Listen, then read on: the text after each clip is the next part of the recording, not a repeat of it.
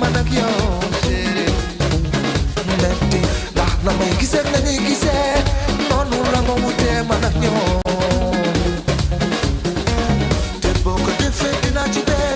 xam ni dafay di baax loolu moo ci gën fulla fayda amee fulla fayda yow xëy ñoo dee fulla fayda boo amee fulla fayda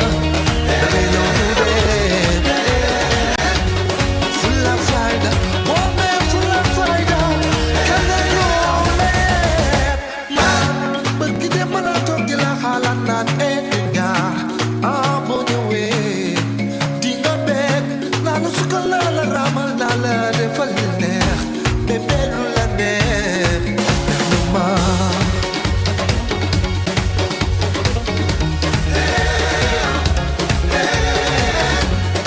yéeg ma xam ni yaa ngi sama wet ma di ma gëna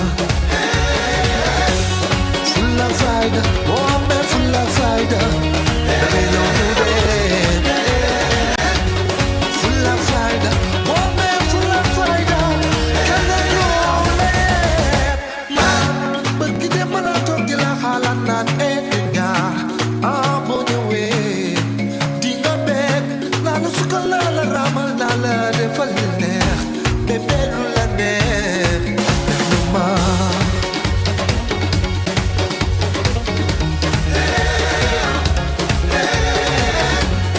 yéeg ma xam ni yaa ngi sama wet ma di ma gëna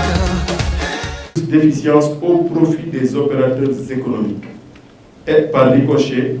du Sénégal dans son ensemble. Je salue ici la présence du président de Cap Dakar qui est un acteur économique portuaire, mais également de grands groupes comme Sedima, Enema et également de gros chargeurs, n'est-ce pas, comme Patisen, etc. Nous devons et pouvons tirer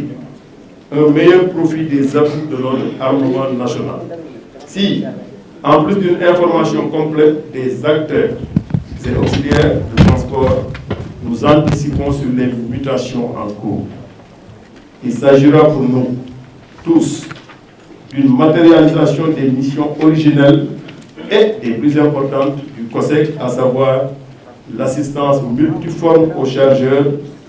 cette assistance qui passe nécessairement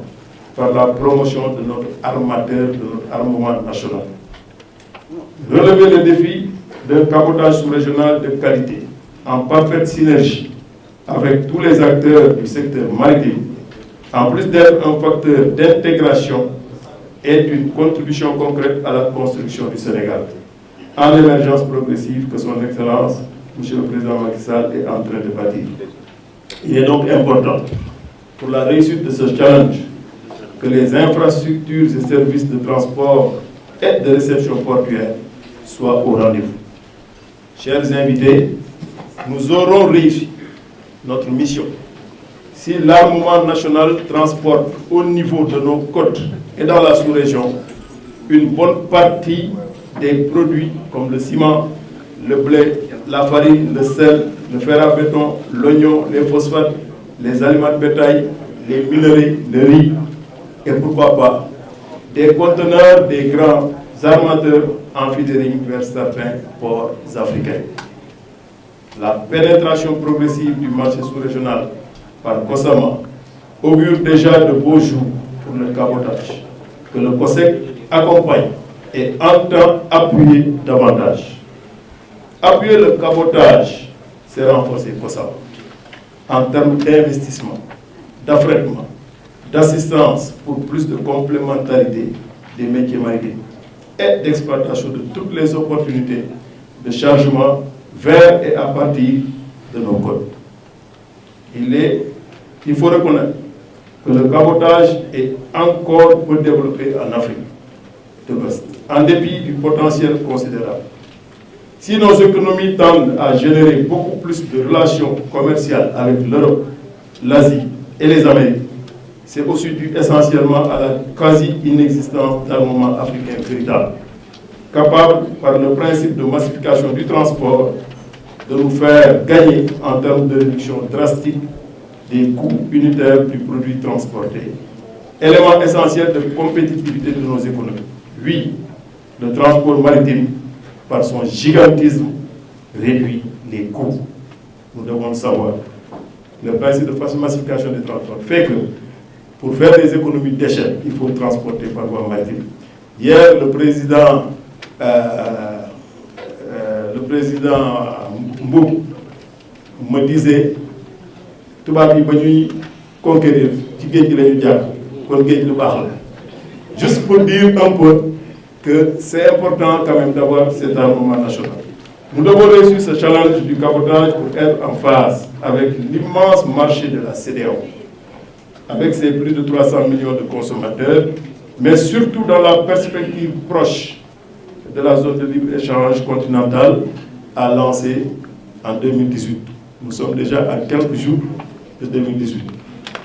En définitive, l'objectif visé à travers ce panel, organisé par le COSEC, avec d'éminents patriotes sénégalais. Je peux citer le professeur Khalil Diallo, je peux citer le doyen Mouni Thiam, je peux citer Pape Ndiaga Mbaye, je peux même citer le président Gueye, qui en plus d'être un invité de marque est aussi un panéliste. Je peux en citer d'autres. Donc d'éminents patriotes sénégalais du monde maritime qui sont prêts à accompagner pour bâtir à travers l'existant qui est constamment un armement national solide et dynamique capable de relever les défis conformément à la vision d'émergence et de développement du Sénégal sous la vision de son Excellence le président Macky Sall. Oui, l'émergence c'est aussi le maritime pour demain transporter notre pétrole et notre gaz qui, ne l'oublions pas, président, est en offshore. Pétrole et gaz qui est donc le maritime a à se positionner très rapidement. Demain, des tankers Kosama feraient une bonne chose pour l'économie nationale. Cet objectif de relance du cabotage face à ce panel est largement à portée de main si nous arrivons à sortir de nos présentes réflexions un cadre pour bâtir une sorte de pacte d'efficience entre nos chargeurs, clients, donneurs d'ordre et notre armateur national qui est Kosama. Pour finir, vous me permettrez, chers invités, de remercier tous les panélistes, de remercier particulièrement l'équipe du COSEC unie autour de la directrice de la promotion. Je vous demanderai même d'applaudir, Mme Diallo. Donc, directrice de la promotion et de l'assistance aux chargeurs, ainsi que de la direction du CICES qui nous a bien accueillis, mon ami cher Tigan Diaye, que je vous demande d'applaudir également. Le pacte COSEC, FIDAC, le pacte COSEC-CICES, n'est-ce pas, sera scellé à jamais. Je vous remercie de votre attention. waaw COSEC comme ni ngeen ko xamee mooy conseil sénégalais des chargeurs chargeur nag bu ñu koy wax mooy képp kuy def importation ak exportation képp kuy jëlee marchandise bitim réew wala képp ku fa bëgg a jëmee marchandise te xam ngeen ne CICES loolu aussi bokk na ci ay mission moo tax COSEC ak CICES dañu yàgg liggéey ñun nag ren dañ ko gën a renforcer parce que dañu jàpp ne ñoo bokk même jëmuwaay bi li ci ëpp solo aussi mooy que ne COSEC dafa ñëw bokk ci foire bi am stand ba pare indi ay chargeurs yoo xamante ne ay importateurs la ak ay exportateurs accompagner leen te même bi ci tànneef boobu sax mën nañ ne région Sénégal yëpp gis nañ ci seen bopp donc li ci ëpp solo mooy loolu def nañ ko mais li ci ëpp solo mooy waxtaanu tey bii dañ ko tënk dajale ñëpp ñuy waxtaan ci nan la ñuy renforcer sunu armateur national xam nga dañu am benn armateur ñu tuddee Kosama Kosama mooy gérer Agen mooy gérer Jambo ji am na gaal bu ñuy wax Djilor am na bu ñuy wax Joge ñun COSEC dañu bokk ci conseil d'administration bu Kosama donc nan la ñuy fexee ba renforcer Kosama pour que ëllëg marchandise bu ñuy transporter bu Sénégal moom ñu jëm ko jox armateur bu dërëm bi bañ a génn gaal gi maanaam ndax transport maritime maanaam yóbbu marchandise ci yoonu ndox géej wala fleuve day wàññi njëgu marchandise day tax ba njëg bi la nga koy jaayee dana wàññeeku ndax loolu foofu nga mën a def li ñuy tuddee un transport de masse xam nga tey jii soo jëlee 2000 tonnes de blé nga def ko ci benn gaal bu attan 2000 tonnes mu ngi mel ni 100 camions de 20 tonnes gis nga différence bi même en termes écologiques ak yooyu yëpp day am ay impact donc armateur national bi ñu am sénégalais il faut ñu xam ne am nañu ay bateau yoo xamante ne mu ngi daw au même titre que tous les autres navires du monde mais ñun ñoo ko mën a renforcer jox ko ay marchandises mu def ko en même temps aussi teel a jóg nag balaa ñuy dem vers ce qu'on appelle la zone de libre échange africaine ndax bu ñu teelee dooleel suñu armateur boobu mën na dem ëllëg ba Pretoria mën na dem ba yeneen dëkk donc loolu la ñu jàpp moo tax waxtaan bi tey ci loolu lañ ko tënk. xam nga président Macky Sall plan Sénégal émergent bi mu taxawal nit ñi commencé nañ teg seen bët ci réalisation yi boo xoolee tey jii Sénégal benn port moo fi taxoon ñuy wax port dëggantaan mooy portu Dakar portu Dakar nag colonisateur bi moo ko tabaxoon bu ñu fàttalul tey jii président Macky Sall lancé na la portu Ndayane terminal à conteneur maanaam lépp luy conteneur fii ak 2022 ba moytul Ndayane lay wàcc ba pare mu lancé le port minéralier et vraquier de Sendou nga xam ne programme am 270 milliards la ci promoteur ba nar a def ëllëgu Sénégal en terme portuaire président Macky Sall tracé gum na ko ba ñu ngi investir foofu kon ñun en tant que COSEC conseil sénégalais des chargeurs il faut ñu accompagner processus boobu pour que ëllëg ñu mën a bokk ci démarche boobu ndax Sénégal tey jii am na yeneen dëkk yu am ay port Ziguinchor Kaolack Daxonga Foundiougne et cetera mais nan la ñuy fexe ba accompagner processus boobu ci loolu la ñu nekk pour wax rek ne état bi mu ngi liggéey président am na vision bu leer boo xoolee tey coolee bëri rek mais Diamniadio ñëpp a ngi koy gis muy nekk une nouvelle ville buy émerger ñëpp di ko gis une ville qui va passer de 10 000 à 300 000 habitants ñu gis ne y aura 15 ministères là-bas train express régional autoroute Ila Touba et cetera mais tout ça COSEC daf ci war a positionné wu ndax booy accompagner ay chargeurs ñuy def import export il faut nga teew fépp fu grand projet am waaw vision bi loolu la te COSEC mu ngi liggéey ci loolu dans le cadre d'un plan stratégique de développement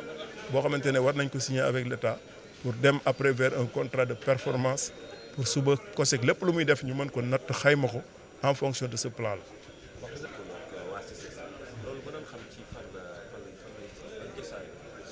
waaw xam nga lëkkaloo boobu sax fii lañ ko fekk yàgg na